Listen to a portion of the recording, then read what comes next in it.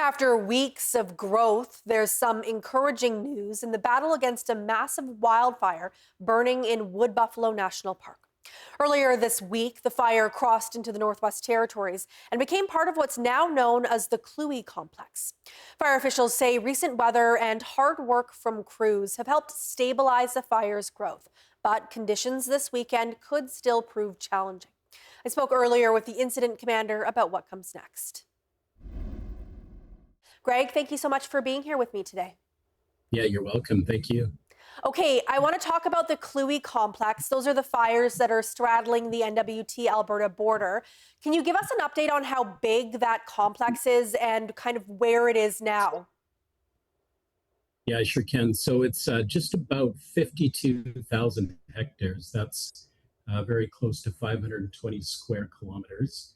And it's actually stable in size. So there's been a little bit of incremental growth in recent days, but no significant change in the size of that wildfire. That must be a relief that it's stabilized somewhat in size. How does a fire that big stabilize? What factors are in play there? It's a combination of favorable weather conditions over the last few days, where it's been a little bit cooler and a little bit more moisture in the air and less wind. And so that combined with the fact that we are fully suppressing the fire, and so that we have about 123 people and 13 helicopters and air skimmers and that sort of thing. So we have quite a few resources on the fire acting to suppress the fire at its perimeter. Yeah, can you describe what some of those resources are doing and how they're working to suppress the fire? Yeah, sure, no problem. So the way it looks right now is that there are, in many places around the perimeter of that fire, there are crews actively on the ground, and they have hand tools and chainsaws, pump and hose, and they are extinguishing the perimeter, so the edge of that fire, to within about 10 feet. In many cases, it's more than that to sort of contain it for now. So that's what we call containment. And in addition, they're working with helicopters that come overhead with those buckets of water that drop water onto the fire. There's some other locations of the fire where it's only the aircraft working. That's because it's not yet safe to get the crews in. And so the helicopters drop water, they bucket onto the fire line.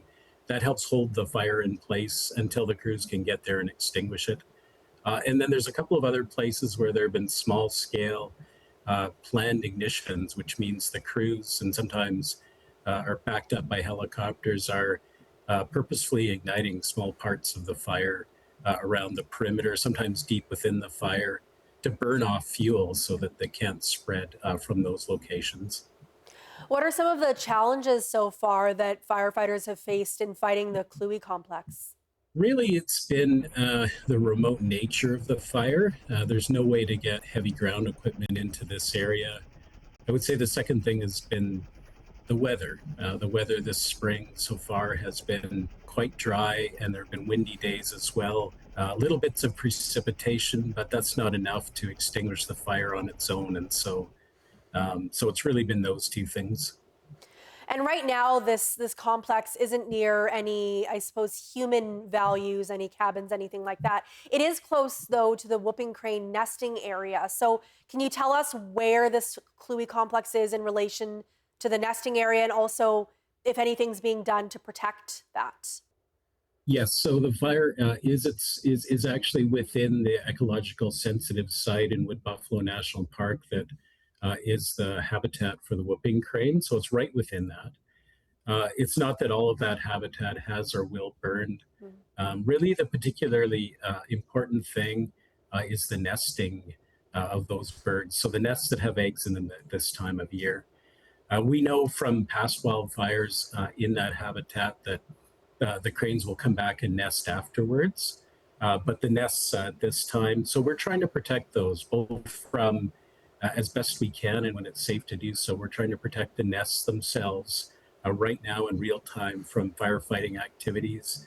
And obviously, we're trying to suppress the fire as much as we can so that those nests aren't affected by the fire either. And what are you expecting, Greg, this weekend for weather and fire behavior? What will you be keeping an eye on? Looks like it's a little bit of a mixed forecast for us. So it looks like it could be fairly stable. There's a little bit of precipitation even in the forecast. If that comes to bear, that's helpful. But there's also some wind in the forecast, so we could be challenged a bit. But we should be able to hold it as well with the resourcing that we have. Is what we're hoping for. Okay. Greg, thank you so much for your time today. I really appreciate it.